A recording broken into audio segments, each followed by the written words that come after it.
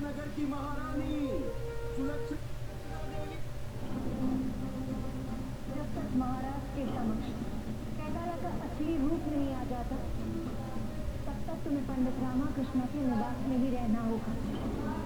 जिस प्रकार पंडित रामाकृष्णा बिना किसी साक्ष्य के महामात्य के विरुद्ध आपसे कुछ नहीं कह सकते, उसी प्रकार यदि हम आपसे कुछ भी कहते तो आप उन पर विश्वास नहीं करते।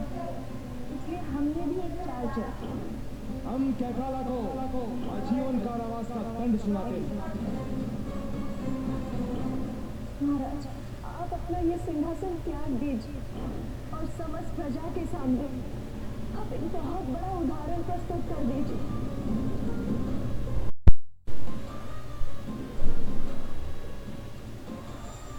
आपका और हमारा शत्रु एक ही है, पंडित रामाकृष्ण। इसे उपहार करते हैं क्योंकि मुझे पूर्ण विश्वास है वो जीते जी हमें विजयनगर की महारानी कभी नहीं होने देगी।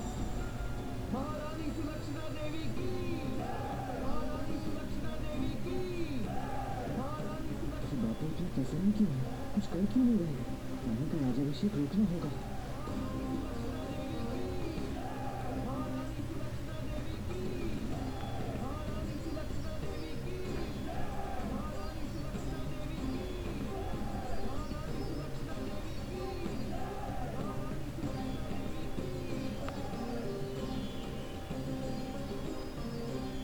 बीता जा रहा है, राज्याभिषेक आरंभ किया जाए।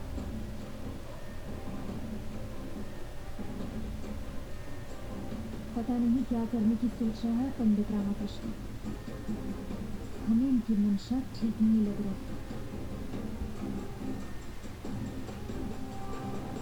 क्यों इतनी शांति से खड़े हैं पंडित रामाकृष्ण?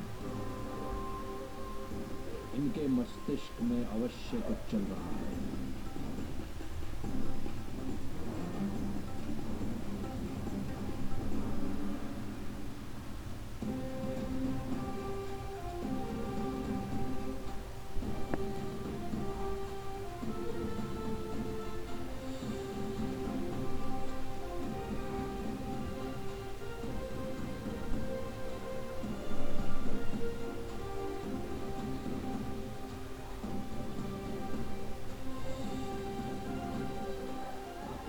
तुम कुछ कह क्यों नहीं रहे हो? कुछ ही क्षणों में राज्याभिषेक हो जाएगा और महारानी सदा के लिए शासिका बन जाएंगी। बापू, रोको इन्हें। बापू, अभी समय है, रोक लीजिए। देखो बापू, यदि तुमने कुछ नहीं किया ना, तो मैं इस राज्याभिषेक का विरोध कर दूंगा। मैं इस समस्त दरबार के समक्ष इस राज्याभिषेक को नहीं होने दूंगा।